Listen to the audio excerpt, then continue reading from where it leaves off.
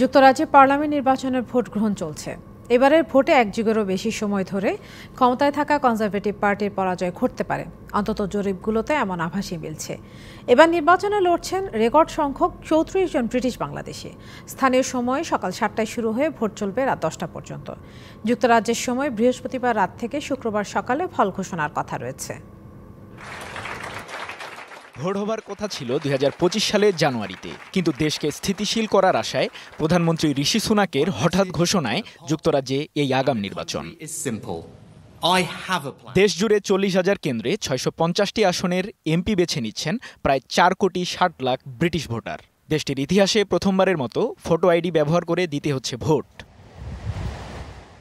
North ইয়র্কশায়ারের একটি কেন্দ্রে vote দেন প্রধানমন্ত্রী ও কনজারভেটিভ দলের নেতা ঋষি সুনাক। এদিকে রাজধানী লন্ডনের একটি কেন্দ্রে ভোট দেন বিরোধী লেবার পার্টির নেতা কিয়ার স্টারমার। বেশিরভাগ জনমত জরিপে কনজারভেটিভ পার্টির চেয়ে বেশ বড় ব্যবধানে এগিয়ে রয়েছে বিরোধী লেবার পার্টি।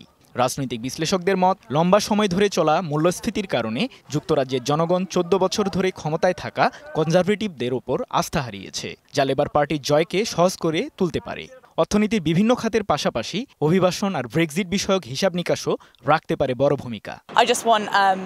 আমি মনে করি না আমি কখনো কনজারভেটিভকে ভোট দেব। কোনো এক সময় এই পার্টির প্রতি আমার যে আস্থা ছিল, ব্রেক্সিটের পর তা পুরোটাই নষ্ট হয়ে গেছে। আমি মনে করি এই নির্বাচন আমাদের ভবিষ্যৎকে প্রভাবিত করবে। অনেক বছর পর আমরা সত্যিই পরিবর্তনের দিকে যাব। আমি লেবার বা গ্রিন পার্টিকে বেছে নেব। পরিবর্তন যা আসতে চলছে তাকে আমাদের সকলেরই স্বাগত জানানো উচিত। এবারের ভোটের মাঠে লড়ছেন 34 জন ব্রিটিশ বাংলাদেশি, যা ছাড়িয়েছে আগের সব রেকর্ড। স্থানীয় সময় বৃহস্পতিবার রাত ও শুক্রবার সকালে ঘোষণা করা হবে ফল। ব্রিটেনের সরকার গঠনের জন্য জয় পেতে হবে অন্তত 326টি আসনে। সৃজন মাহমুদ, ডিবিসি নিউজ ডেস্ক।